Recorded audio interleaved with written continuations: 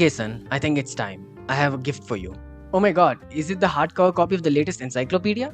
No, you nerd. I have a red pill and a blue pill for you, but you only get to choose one. Okay. But once you pick a pill, you will have to do whatever it says. Okay. If you take the red pill, you keep doing what you do. Buy encyclopedia, read Cyclops, and watch videos of Expedia. Or you take the blue pill and stop doing all that. And you do exactly what we tell you to do. What I, your mom, your teachers, our relatives from the US tell you to do. Seems like an easy one, Dad. It's the red.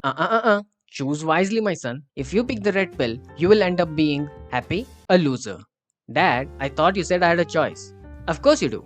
I'm just telling you the consequences. You pick the red pill and you'll end up studying the things that interest you, but nobody will be ever interested in you. You pick the blue pill and you study what we tell you to study, and everybody will be interested in you. The red pill, Dad. You pick the red pill and you can become whatever you want, but will most likely become a nobody. You take the blue pill and you become what we want, which is like everybody. Red pill. Red pill will make you penniless. Blue pill will help you have a retirement fund. Red pill. God damn it, there is no red pill, alright? It's an illusion. You will know it once you take the blue pill. I took it, and so did my parents, and so did all your teachers, and so will you. Now take it! If you took the blue pill and are starting to have panic attacks now, don't worry, I'll stop right here. And although you may not know how to deal with panic attacks, you at least now know what Euclid's theorem is.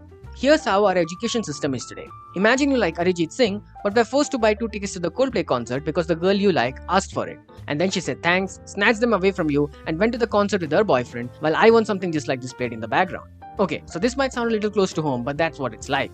Arijit is your passion, the girl is the education system, and the Coldplay concert is the ticket to happiness you were promised but never got. And what exactly is wrong with the education system? 3 major problems, my friend. 3. I call it which stands for feed, field, and fee. Feed is the various number of subjects that a student is exposed to during his education life, starting with language. There are primarily 3 languages a student comes across: English, because colonialism; local, because regionalism; and Sanskrit, because patriotism, and in case you accidentally fall into a wormhole and travel 3000 years back. You need English because how else will you sound smart while having 20,000 subscribers and still making silly videos? In the case of the local language, the local students already know the language, so they are never gonna take it seriously. And those who don't know it, do you think a pen and a paper is ever gonna make them speak it? The only 2 languages I've been taught by a teacher with a cane in her hand is maths, the universal language, and BDSM, the love language. And then there is Sanskrit. And you might think, oh, he's going to shit on this language, and people are ready to type, how dare you insult Sanskrit in the comment section below. So, you know what? I'm gonna play ball with you. I'm gonna increase the usage of Sanskrit on the YouTube platform by 100% by inserting Sanskrit phrases throughout this video. Aduna Arabhyatam. Maths and science. Maths is important, no doubt, but here's the problem. The progression of maths as a subject is not linear.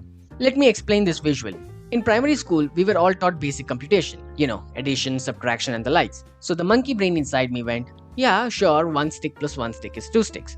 But then my maths teacher started introducing integers, and so now I have -3 sticks, and my monkey brain is confused as hell. And then a year later, she started talking about roots and imaginary numbers. Meanwhile, I'm stuck at, what the heck is a negative stick? And by the time I reach 10th, that's trigonometry and derivatives. Derivatives? I'm still stuck at -3 sticks. Bratah kim idanim abhavat. And it's the same with science too. From labeling different parts of our body to determining power consumed by a resistor using Ohm's law, the skill set and understanding required is on another level. I firmly believe maths and science needs gatekeeping. You should only let smart, interested, and highly intelligent people deal with it. History.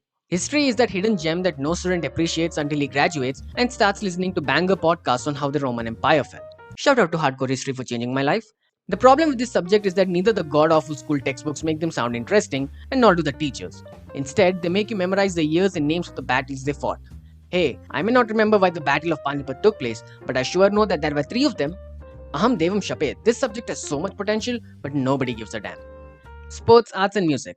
The filler episodes in this 12+ season TV show. Economics. Nah, this one's pretty cool. Everyone must know the basics of economics. Statistics.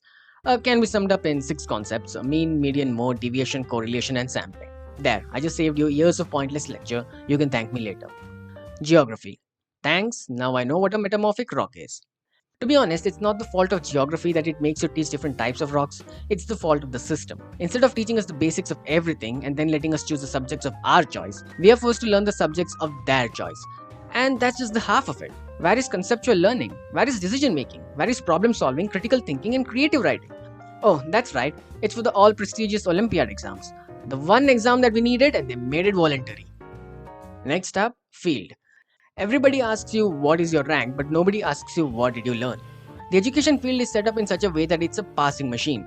Get in, write your exams, and take your certificates. Learning is strictly optional. And even if teachers could teach you properly, in a class of 20 students, sorry, this is India, in a class of 60 students, sorry, this is 2025, in an online class of 120 students, there is hardly any scope for individual attention, which is why teachers and students stick to one golden rule to pass them all. Do you want to learn how to analyze and write a character sketch? Chuck that, just memorize it. Do you want to know how the chemical formula for ammonium sulfate is derived? Chuck that, just memorize it. Do you want to know the various Sanskrit Shabdrup for Balakaha? You have no option but to memorize it. Oh, that reminds me.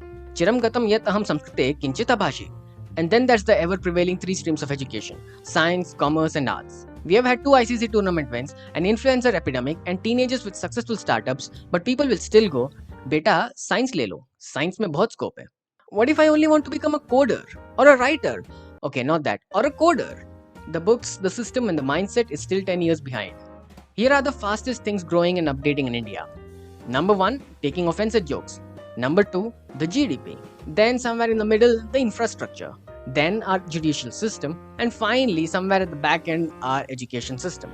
But don't worry, the question paper will always leak faster than an OnlyFans account.